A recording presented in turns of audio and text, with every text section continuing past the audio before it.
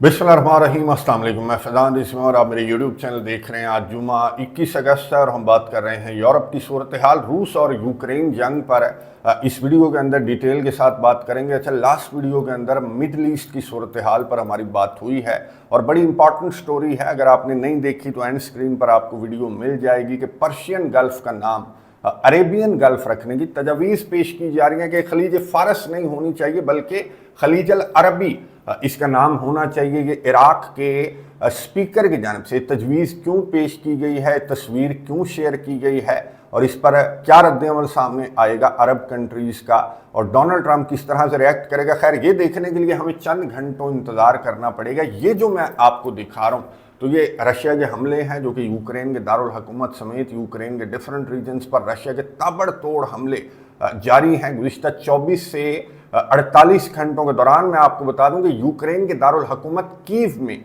16 हलाकतें report हुई हैं।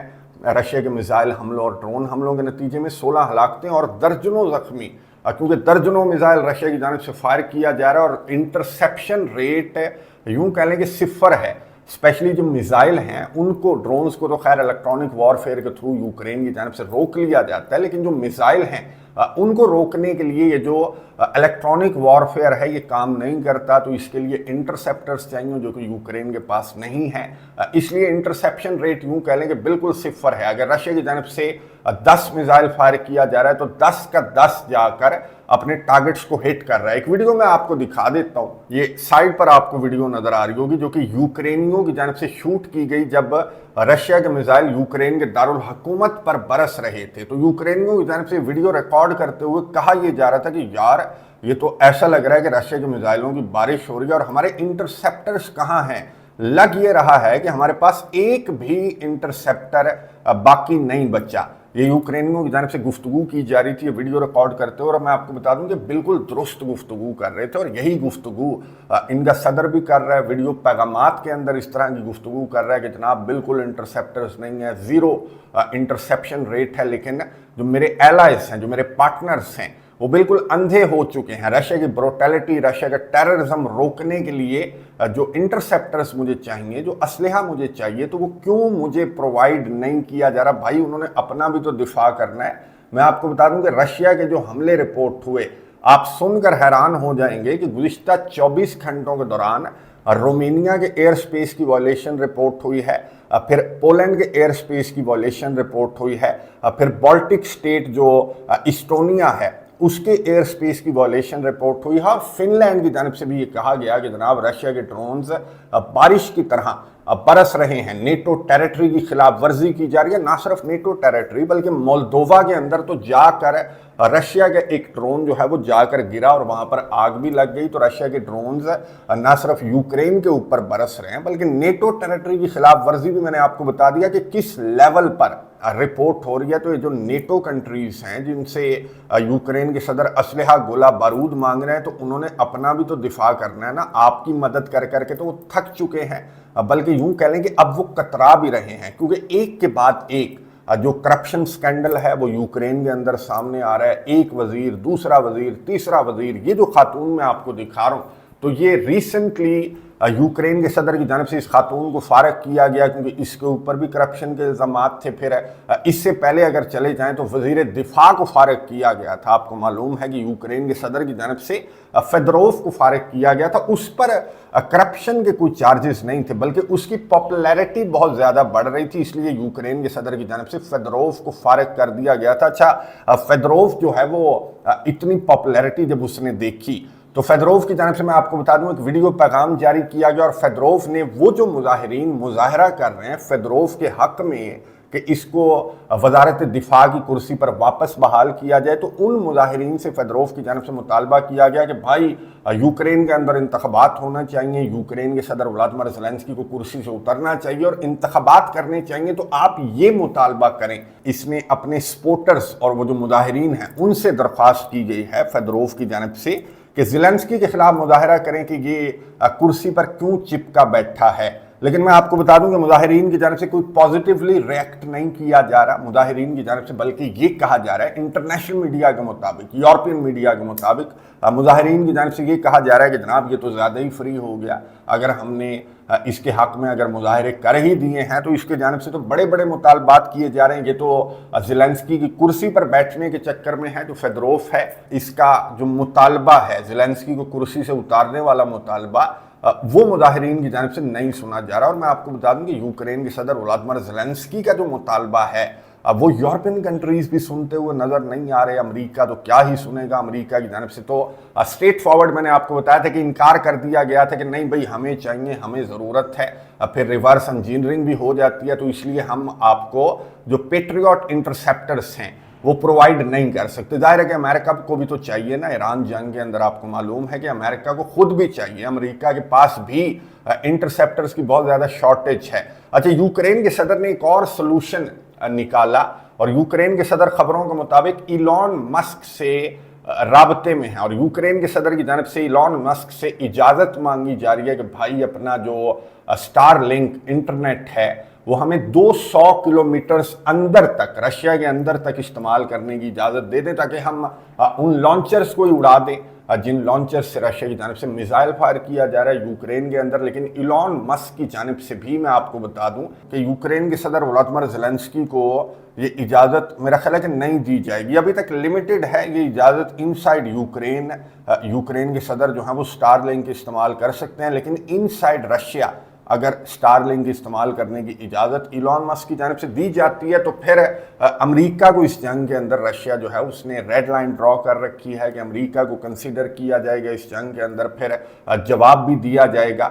जिस तरह की हरकतें यूके की जानिब से की जा रही हैं तो वो हरकतें जाहिर है कि अमेरिका नहीं करेगा, अवॉइड करेगा, इस तरह से इजाज़त देना अवॉइड की जाएगी इलॉन मस्क की जानिब से। यूके का मैंने आपको बताया था कि यूके के ड्रोन्स खबरों के मुताबिक डीप इनसाइड रशिया जो यूक्रेन स्ट्राइक्स कर रहा है, रशिया की ऑयल रिफाइनरीज को जो टारगेट किया जा रहा है, तो वो यूके के ड्रोन्स इस्तेमाल किए जा रहे हैं। और ये खबर जब रशिया तक पहुंची है तो रशिया ने यूके को खबरदार किया है कि जनाब आपको खमियाजा भुगतना पड़ेगा, आपको जवाब दिया जाएगा रशिया की जानिब से। अब ये बयान की हद तक तो आपको मालूम है कि रशिया की जानिब से मुतअद्दिद मरतबा कहा जा चुका है, लेकिन कब जवाब दिया जाएगा ये अभी क्लियर नहीं है। ना सिर्फ यूके बल्कि मैं आपको बता दूं कि जापान को बड़े लेवल पर जाकर रशिया की जानिब से वार्निंग्स दी जा रही हैं। ना सिर्फ वार्निंग्स दी जा रही हैं बल्कि लाइव ड्रिल्स की जा रही हैं। जो कुरियल आइलैंड्स हैं उनके करीब रशिया की जानिब से ड्रिल्स की गई हैं। कुरियल आइलैंड्स के दौरे को लेकर जब पुतिन ने कुरियल आइलैंड्स का दौरा किया था तो मैंने आपको बताया था कि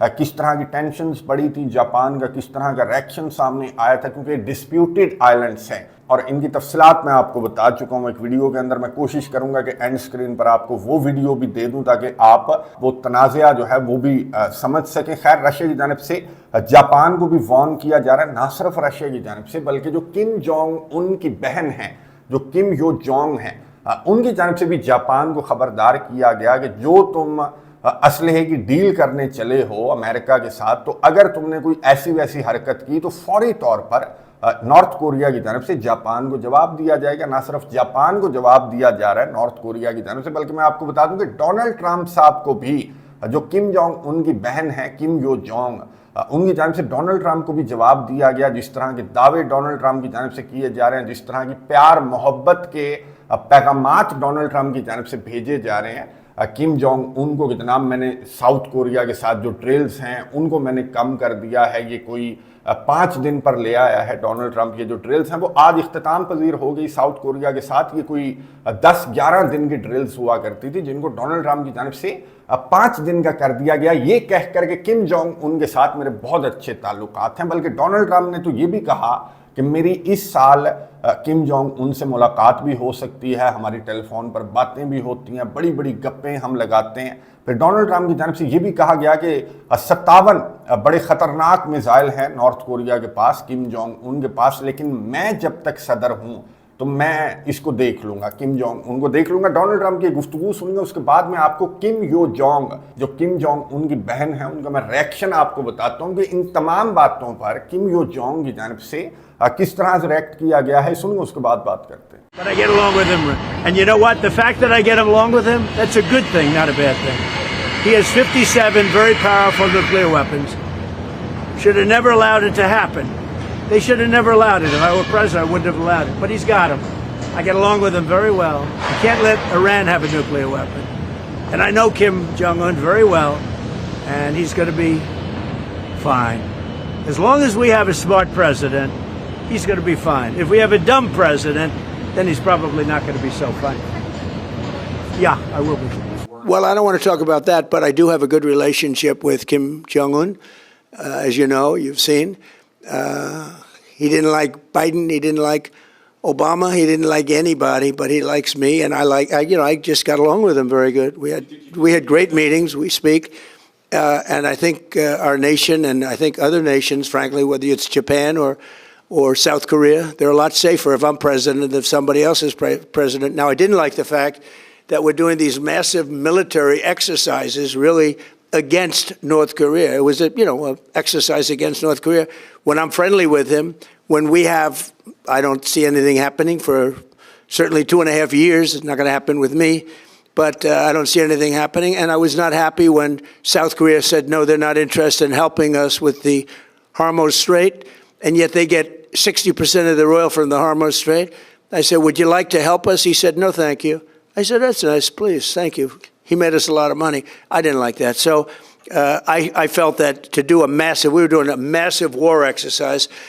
I thought that was very insulting to somebody that, frankly, has been, during my term at least, very well behaved. गुफ्तगू आपने सुनी अमेरिका के सदर डोनाल्ड ट्रंप की, जिन्होंने व्हाइट हाउस के बाहर सहाफ़ियों से गुफ्तगू करते हुए ये कहा कि हाँ, मेरी बात भी होती है किम जोंग उन से, गपशप भी हो रही है मेरी, और किम जोंग उनके साथ मेरे बड़े अच्छे ताल्लुकात हैं। यही वजह है कि मैंने अपनी ड्रिल्स हैं उनको मैंने लिमिटेड कर दिया है, 5 दिन का कर दिया है, क्योंकि बड़ी दोस्ती यारी है मेरी किम जोंग उनके साथ। और किम जोंग उन बड़ा ख़तरनाक इंसान है। नॉर्थ कोरिया के पास 57 मिसाइल हैं और बड़े ख़तरनाक मिसाइल हैं, लेकिन जब तक मैं सदर हूं तो आपको परेशान होने की ज़रूरत नहीं है। साउथ कोरिया को, जापान को भी परेशान होने की ज़रूरत नहीं है, क्योंकि किम जोंग उनके साथ मेरी बड़ी अच्छी यारी है। तो एक तो मैं आपको बता दूं कि साउथ कोरिया की जानिब से कहा गया कि आपकी कितनी अच्छी यारी है किम जोंग उन के साथ, तो वो तो आपकी बातों से पता लग रहा है। किम जोंग उन के पास, नॉर्थ कोरिया के पास 57 मिसाइल नहीं है,